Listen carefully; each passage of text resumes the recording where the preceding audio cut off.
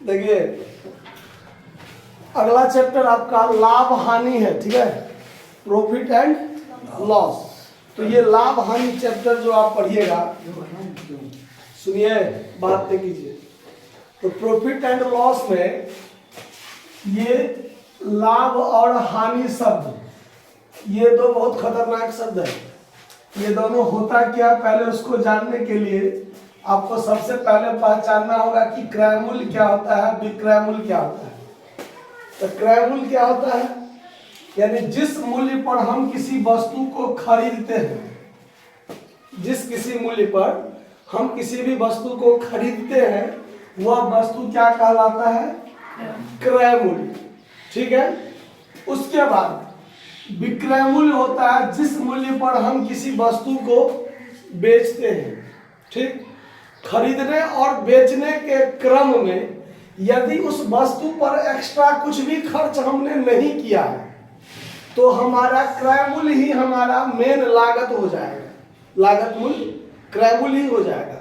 लेकिन अगर मैंने किसी वस्तु को खरीदा है 1000 में और उसको अपने यहाँ तक लाने में 100 खर्च किया और तब हम 2000 में किसी वस्तु को बेचते हैं, मान के चलते हैं, तो हमारा वास्तव में क्रय मूल्य कितना हो जाएगा, 1100 हो जाएगा। क्योंकि 1000 में मैंने खरीदा और 100 हमने उसको लाने में खर्च किया, तो अब हमारा टोटल लागत कितना हो गया, 1100। तब मैं बेचूंगा 2000 में तो हमारा प्रॉफिट कितना होगा, 900। लेकिन यदि 1000 में मैंने खरीदा और कोई लागत एक्स्ट्रा खर्च नहीं हुआ उस पर और 2000 में मैंने बेचा, तो इसका मतलब हमको प्रॉफिट हुआ 1000, ठीक है। तो आपको एक्स्ट्रा खर्च इस चैप्टर में नहीं के बराबर आपको मिलेगा, यानी सिर्फ आपको क्रय मूल्य और विक्रय मूल्य पर काम चलेगा। क्रय मूल्य मतलब जितना में मैंने खरीदा, विक्रय मूल्य जितना में मैंने बेचा, और इस दोनों का जो अंतर होता है वो अंतर आपका प्रॉफिट या लॉस होगा। क्रय मूल्य और विक्रय मूल्य का जो अंतर होता है वो आपका लाभ या हानि होगा। क्रय मूल्य यदि आपका कम है और विक्रय मूल्य आपका क्या है, ज्यादा है, तो अंतर की राशि क्या होगा, लाभ। मतलब 100 में खरीदा 120 में बेचा तो क्रय मूल्य कम, विक्रय मूल्य ज्यादा, तो अंतर की राशि 20 रुपया जो हुआ वो क्या हुआ, मेरा प्रॉफिट। 100 में खरीदा और मैंने 80 में बेचा तो विक्रय मूल्य मेरा ज्यादा था और विक्रय मूल्य मेरा क्या है, कम है, तो अंतर की राशि जो 20 रुपया हुआ वो हमारा क्या हुआ, लॉस हो गया। समझ में आया। तो यहाँ पर सूत्र जो हम लोग याद रखेंगे, सबसे पहले हानि बराबर क्रय मूल्य ज्यादा होगा, विक्रय मूल्य कम होगा, विक्रय मूल्य कम होगा तो हानि। लाभ बराबर विक्रय मूल्य हमारा ज्यादा होगा और क्रय मूल्य हमारा क्या होगा, कम होगा, तो हमारा क्या होगा, लाभ होगा। अब आगे आपको इसमें और सूत्र देखने को मिलेगा, कहेगा प्रतिशत लाभ बताइए या प्रतिशत हानि बताइए। तो ये लाभ या हानि का प्रतिशत क्रय मूल्य के आधार पर भी हो सकता है और विक्रय मूल्य के आधार पर भी हो सकता है। लेकिन जब तक आपको आधार के बारे में स्पष्ट क्लियर नहीं करेगा कि आपको क्रय मूल्य के आधार पर निकालना है या विक्रय मूल्य के आधार पर निकालना है, तो हम लोगों को क्रय मूल्य को आधार मानकर काम करना है। किसको आधार मानकर, जैसे कह देगा कि विक्रय मूल्य पर प्रतिशत बताइए, लाभ का प्रतिशत या हानि का प्रतिशत, तो विक्रय मूल्य को आधार मानेंगे। अगर कहेगा क्रय मूल्य के आधार पर आप लाभ या हानि का प्रतिशत बताइए तो क्रय मूल्य को आधार मानेंगे। अगर कुछ नहीं कहा गया है, सीधे कहता है लाभ का प्रतिशत बताइए, तो क्रय मूल्य को आधार मानकर बनाएंगे। अगर सीधे कहेगा लाभ प्रतिशत ज्ञात कीजिए तो क्रय मूल्य को आधार मानकर बनाएंगे।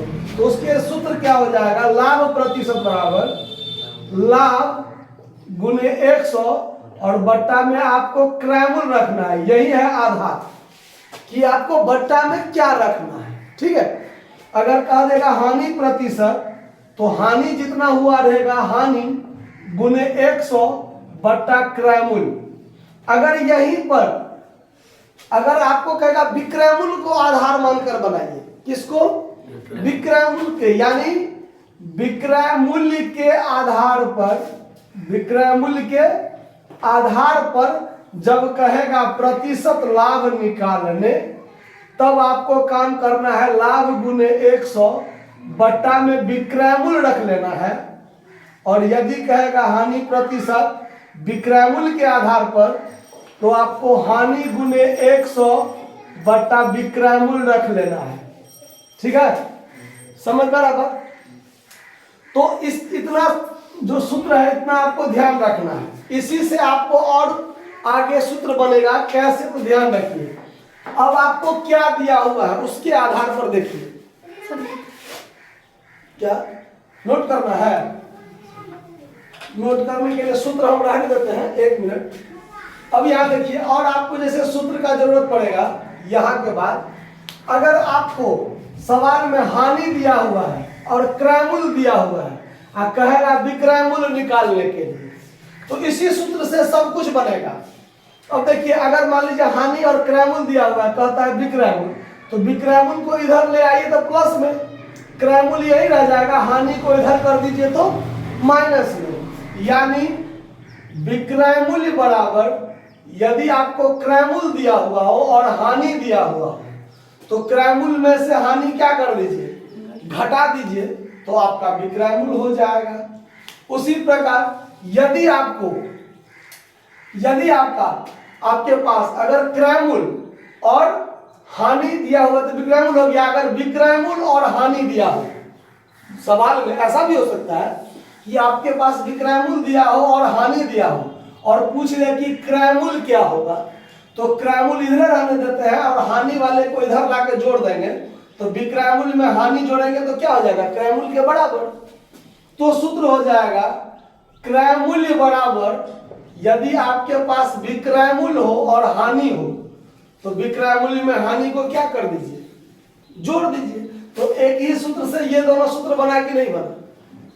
उसी प्रकार यदि यहां पर लाभ से संबंधित हो, लाभ और विक्रय मूल्य दिया हो, क्रय मूल्य पूछे तो क्रय मूल्य को इधर ले आइए, तो क्रय मूल्य बराबर क्या हो जाएगा, विक्रय मूल्य में से लाभ को क्या कर लीजिए, ये लाभ इधर प्लस में है, उधर जाएगा तो क्या हो जाएगा माइनस। और आपको पूछ रहा है क्या, क्रय मूल्य, तो क्रय मूल्य इधर आएगा, तो क्रय मूल्य को इधर लेके आ गए तो प्लस में, अब विक्रय मूल्य इधर है ही, ये लाभ को उधर लाके घटा दिए, तो विक्रय मूल्य में से लाभ घटेगा तो क्या हो जाएगा क्रय। ये सूत्र अगर एक सूत्र याद रखिएगा तो सारा आपके दिमाग में आ जाना चाहिए कैसे है जो।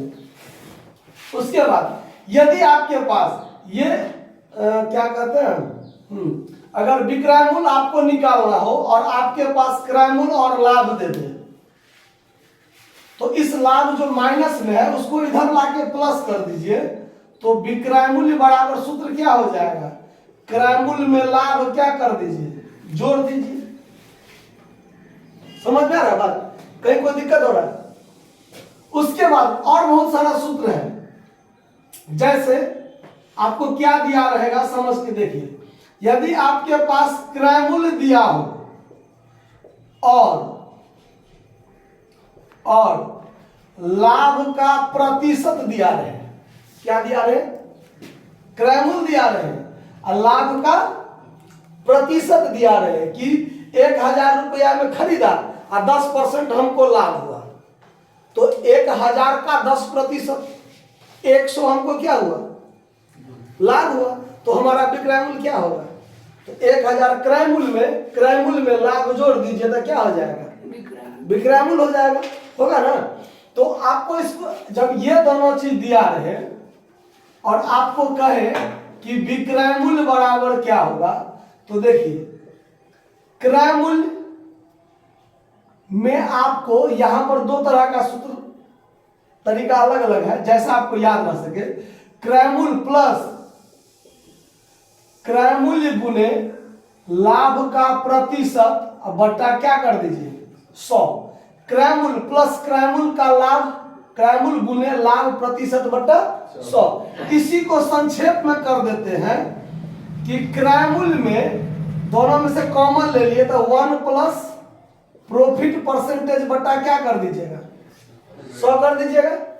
अब ये दोनों आपस में जुट जाता है, दोनों क्या हो जाएगा, जुड़ जाएगा। अगर तो 100 प्लस पी कर लीजिएगा ना, तो ये चीज समझा रहे हैं कि यहाँ पर अगर मान लीजिए सवाल बनाते समय, यहाँ पर ज्यादा करने की जरूरत है। जैसे सवाल बनाते समय 1000 क्रैमुल है हमारा सीपी और हमारा प्रतिशत का प्रॉफिट है 10%, तो हम यहाँ पर 1000 गुने 110% यानी बट्टा 100 ऐसे हम डायरेक्ट कर सकते हैं।